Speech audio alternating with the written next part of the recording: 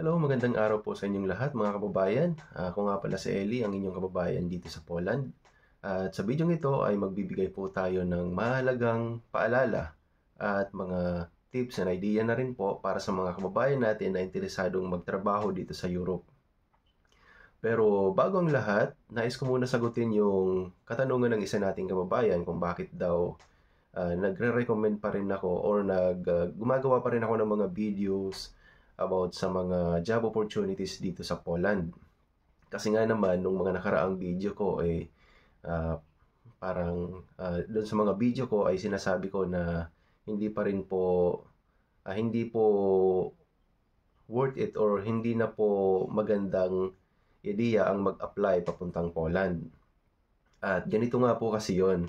Totoo naman po nitong mga nakaraang buwan, nitong taong 2025 ay talagang bumaba masyado yung approval rate ng Poland Working Visa kahit sa ibang mga type of visas. So nilimitahan po nila yung pagpasok ng mga trabahante dito sa Poland galing sa iba't ibang bansa, especially or particularly na po sa Pilipinas at saka sa ibang Asian countries. So yun nga po mga kababayan, lagi kong sinasabi dati sa video ko, sa mga nakaraang video ko na hindi po advisable na mag-apply pa papuntang Poland dahil nga napaka-risky. At isa sa mga dahilan kung bakit di ko ini-encourage, especially yung mga nagko-cross country galing Saudi Arabia, galing Taiwan at saka sa ibang bansa, napaka-risky masyado kasi po may placement fee, di ba?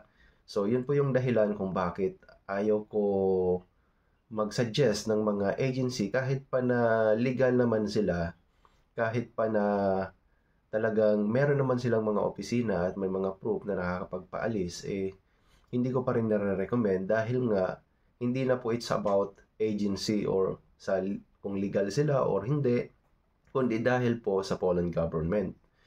What I'm trying to say po is ang Poland government talaga ang pinaka-reason kung bakit marami nang nare-refuse or marami na pong natatagalan sa pag-a-apply nila papuntang Poland para magtrabaho. So, yun po mga kababayan, yung reason kung bakit hindi ko kayo minomotivate or hindi ko kayo ini-encourage na mag-apply pa sa Poland. Kasi marami pong nagme-message sa akin, nag-PM sa akin na napakatagal daw ng application nila at saka yung iba, ilang beses na na-refuse. So, yun mga kababayan, ayaw ko pong mapasubo kayo kasi hindi po biro kumita ng pera, di ba? Especially yung mga placement fee na binabayaran natin sa pag-a-apply papuntang Poland, napakalaki, hindi po biro. Yung iba, umabot ng 200,000, yung iba, umabot pa nga ng 300,000, mahigit. Diba? So, hindi po advisable as of now, mga kababayan. But, anytime po kapag nagkaroon ng mga good news or pagbabago na makakatulong po para sa mga foreign, sa mga gustong mag-apply papunta dito, i-update ko po kaagad kayo. But as of now, yun po ang sarili kong palagay, ang may papayo ko sa inyo, wag po muna mag-Poland. So, sana po ay naging malinaw po sa inyo kung bakit ganun po ang naging mga sinasabi ko sa mga previous videos. At ngayon naman po, nitong nakaraan, nag-post nga po ako ng mga job openings or mga job opportunities, hirings agency papuntang Poland. Pero yun pong mga agency na yun, accredited po sila ng Department of Migrant Workers or DMW. But, makakapag-apply lang po kayo kung kayo ay nasa Pilipinas. So, it means hindi po pwede yung mga nasa abroad. Kasi kailangan nyo po ng appearance, kailangan nyo po ng pumunta mismo sa opisina or mag-process ng mga documents sa DMW. At ang good thing po doon sa mga agency na i-suggest ko para sa mga gusto talagang mag-Poland or mga dedicated applicant para mag-Poland, wala po silang placement fee. So, yung mga agency na yon ay nagpapaalis po ng walang placement fee. Pero, hindi ko po may guaranteed na para po sa lahat yung mga job offer nila. Kasi, as of now, talagang nag-decline po yung tawag dito, employment rate dito sa Poland. Kaya nga po maraming nare-refuse sa visa, at yung mga tinatanggap na lang po nila as of now, yung mga skilled workers or mga professionals. So, particularly na po sa mga mga welders, ganyan, drivers, kasi yan po talaga ang mga trabaho na kailangan dito sa Poland. Kung bakit yan yung mga hinahanap nila, yung mga lokal kasi dito sa Poland na may mga ganyang skill, pumupunta naman sila sa ibang bansa dito sa Europe countries, kasi mas malaki po yung bigayan kung magtatrabaho sila sa labas kaysa dito lang sa Poland. Mas malaki po yung difference, at saka nag-benefit po talaga sila doon. Kaya itong mga company dito sa Poland, nag-hire naman sila ng mga foreigner na may ganitong klaseng skill. So, yun po mga kababayan, hindi para sa lahat yung mga mostly lang po na tinatanggap ngayon sa mga nabanggit kong agency or nirekomenda ko ay yung mga skilled worker kadalasan, ganon. But hindi po masamang mag-try. Pag-search lang po kayo or di kaya kontakin nyo yung mga agency na yun kung ano yung mga job openings nila dito sa Poland. Basta lagi nyong tatandaan na wala pong placement fee dapat, ha? Para hindi po kayo mapasubo or hindi po masayang yung pera nyo, kasi yun nga, tulad ng nabanggit ko kanina, napakababa ng approval ng visa dito sa Poland. At least, hindi man kayo ma-approve, mag-fail man kayo sa inyong application, at least hindi po kayo nagbayad ng malaki or hindi kayo gumastos. Diba? So, yun po yung point ko mga kababayan. Kaya, may mga video pa rin ako na sinasuggest para sa mga kababayan natin na gusto talagang makapag-Poland. Pero, ito naman ngayon yung isa sa mga good news mga kababayan. Hindi ito mga job opportunities dito sa Poland. Para naman ito doon sa mga ibang kategory ng mga workers, like sa mga hotel, sa mga restaurant, yan, yung mga chef cook natin, yung mga waiter, mga hotel cleaners, ganyan. At saka yung mga farm job sa ibang European countries like Croatia, Hungary.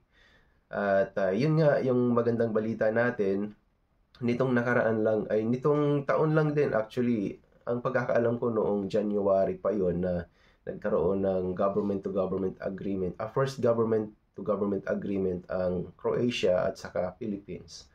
At nitong Oktubre, nagkaroon po ng malawakang demand ng mga trabahante sa Croatia, at nagkaroon na po ng official, parang ganon, official agreement po ng government-to-government program na kung saan hindi na po kayo dadaan sa mga agency, kundi direct na po kayo sa Department of Migrant Workers na po kayo mismo mag-a-apply. At ang good thing nga po doon, wala pa kayong babayaran na placement fee. At siguro kung may mga expenses pa nga kayo sa medical, baka refundable pa nga po yun. But wag nyo po i-expect na 100% talagang wala kayong gagastusin. For sure, meron pa rin po yan sa mga ibang pagpaprocess ng mga documents nyo dyan sa Pilipinas. Pero itong program na to na government to government to Croatia, mga kabayan, linawin ko lang, hindi po ito available sa mga nasa ibang bansa or magko-cross country kayo, kasi nga government to government to. So kailangan nyo umuwi muna sa Pilipinas. But doon sa announcement nga ng DMW, ini-encourage nila yung ibang mga kababayan natin na nasa abroad na gustong magtrabaho sa Croatia or sa ibang Europe country na mas maigi po na umuwi na lang muna sa Pilipinas at doon po sila mag-start ng application. At parang nagbigay po sila ng garantiya na mas malaki po yung chance na ma-approve kayo kapag sa ganung paraan kayo mag-a-apply. At syempre, para makaiwas na rin po kayo sa mga scammer, mga ganyan. Actually, ayaw ko magbanggit ng mga agency, pero yung process po talaga ng paniningil ng malaking placement fee is a form of scam na rin po yan. Yung singilin kayo ng ganun kalaking amount, 200 to 300,000 para lang makapagtrabaho kayo sa ibang bansa, may na rin po dyan, may illegal activities na rin po dyan, sa totoo lang, ha.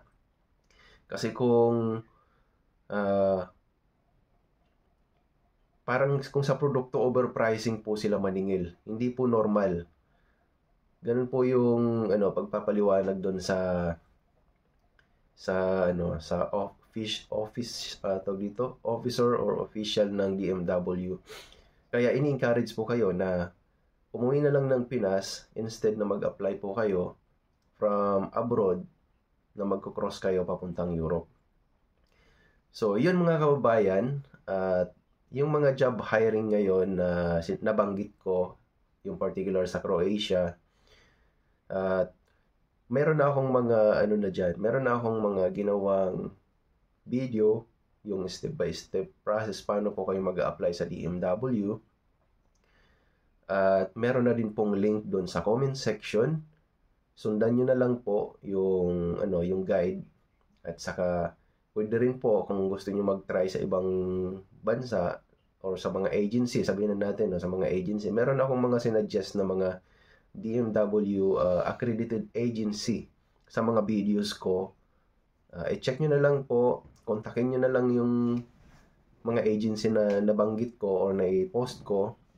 Pwede nyo po sila i-search sa DMW website para makuha nyo yung exact address at saka yung contact details nila.